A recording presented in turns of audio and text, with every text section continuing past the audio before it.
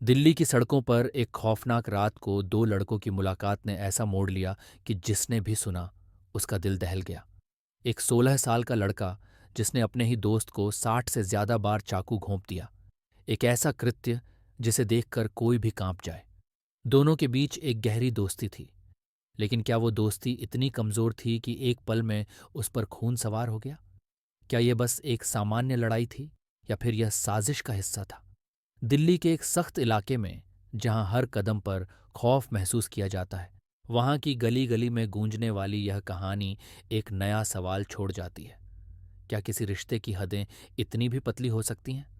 आज हम इसी भयावह और दिल दहला देने वाली घटना की पूरी कहानी आपको बताएंगे। जुड़िए हमारे साथ और जानिए कैसे दोस्ती से बढ़कर कुछ और खतरनाक रूप ले सकता है। अगर आपको भी ऐसी कहानियां सुनना पसंद है जो रोमांच से भरी हुई हैं, तो चैनल को सब्सक्राइब कर लीजिए। हम हर हफ्ते आपके लिए दो ऐसी कहानियां लाते हैं। अब मैं आपको एक रिक्वेस्ट करूंगा कि इस कहानी का पूरा मजा लेने के लिए हेडफोन का इस्तेमाल करें और खुद को इसकी गहराई में खो जाने दें। वापस आते हैं आज की कहानी पे। दिल्ली, 25 अक्टूबर 2024। एक रात जो सर्दी और खौफ में डूब चुकी थी, लेकिन किसी को इसका एहसास भी नहीं था कि इस रात एक खौफनाक हत्या होने वाली है। ये घटना संज्ञान में तब आई जब 16 साल के दीपक ने अपने ही दोस्त 17 साल के रोहन को 60 से अधिक बार चाकू घोंपकर बेरहमी से मार डाला। ये घटना दिल्ली के संगम विहार इलाके में घटी, जो हमेशा से अपनी तंग गलियों और भीड़भाड़ के लिए जाना जाता है। लेकिन उस दिन यहाँ के सन्नाटे ने पूरे इलाके को हिलाकर रख दिया। दीपक और रोहन की दोस्ती काफी पुरानी थी। दोनों एक ही मोहल्ले में रहते थे और अच्छे दोस्त माने जाते थे। दीपक, जो एक बहुत ही शांत और गुमसुम लड़का था, अक्सर रोहन के साथ वक्त बिताता था। वहीं रोहन एक अधिक खुला और आक्रामक स्वभाव का लड़का था, जो अपने दोस्तों के बीच में छाया रहता था। दोनों के बीच की यह दोस्ती कहीं न कहीं दीपक के मन में एक गहरे घाव का कारण बन चुकी थी, क्योंकि रोहन का व्यवहार कई बार दीपक को चोट पहुंचाता था। इस हत्या की शुरुआत एक मामूली लड़ाई से हुई, जिसमें दीपक और रोहन के बीच गहरी तकरार हुई। कुछ सूत्रों के अनुसार यह लड़ाई पहले एक छोटी सी बहस थी, लेकिन जल्दी ही यह बुरा मोड़ ले लिया। एक मौके पर दीपक ने अपने साथ चाकू ले लिया, जो पहले से ही उसकी जेब में था। जैसा कि पुलिस रिपोर्ट में बताया गया है, दीपक ने बिना किसी चेतावनी के रोहन पर चाकू से वार करना शुरू कर दिया। जब तक कोई मदद पहुंचती, तब तक रोहन की हालत गंभीर हो चुकी थी। घटना के तुरंत बाद दीपक ने भागने की कोशिश की, लेकिन मोहल्ले के लोगों और पुलिस ने उसे जल्दी ही पकड़ लिया। पुलिस के अनुसार दीपक ने अपनी गिरफ्तारी के दौरान माना कि उसका गुस्सा उसे इतना आग बबूला कर गया था कि उसने जो किया उसके बाद उसे पछतावा नहीं था। वह यह भी कहता है कि उसे रोहन की आक्रामकता और उसकी उपेक्षा ने बहुत परेशान किया था, जो कई बार उसे मानसिक रूप से तंग करती थी।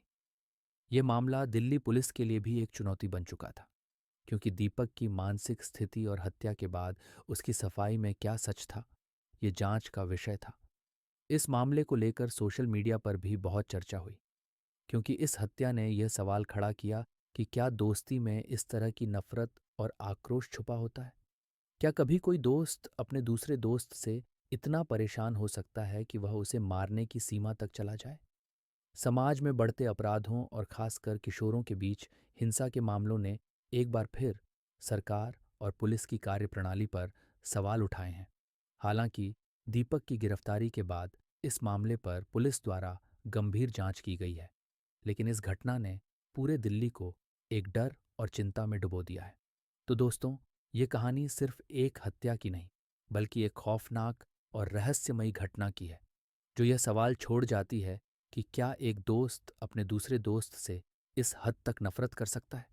क्या यह सच में सिर्फ एक विवाद था या फिर इसमें कुछ और गहरा था?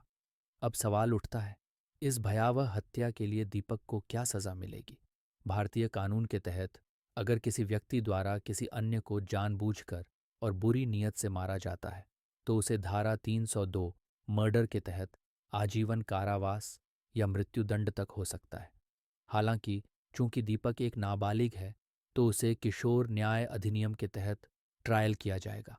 इसका मतलब है कि उसकी सज़ा बहुत हल्की हो सकती है, क्योंकि भारतीय कानून नाबालिगों के मामलों में सजा को सुधारात्मक तरीके से देखता है, जो उन्हें समाज में पुनः स्थापित करने की कोशिश करता है। लेकिन इसका यह मतलब नहीं कि दीपक को बचाया जाएगा।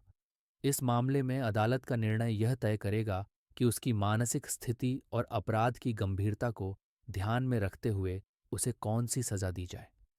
कुछ मामलों में नाबालिगों को सुधार गृह में भेजा जाता है, जबकि गंभीर अपराधों के लिए उन्हें वयस्क अदालतों में भी ट्रायल किया जा सकता है। इस मामले में अदालत को यह भी देखना होगा कि क्या दीपक के द्वारा की गई हत्या योजनाबद्ध थी या यह अचानक गुस्से में हुई एक घटना थी। अगर यह योजनाबद्ध मर्डर साबित होता है तो उसे और कड़ी सजा मिल सकती है। आपको क्या लगता है, क्या इस अपराध के पीछे सिर्फ गुस्सा था या कुछ और? अगर आपको इस खौफनाक कहानी ने झकझोर दिया हो और आप चाहते हैं कि हम ऐसी और सच्ची घटनाओं पर वीडियो लाते रहें, तो कृपया हमारे चैनल को सब्सक्राइब करें और इस वीडियो को लाइक करें।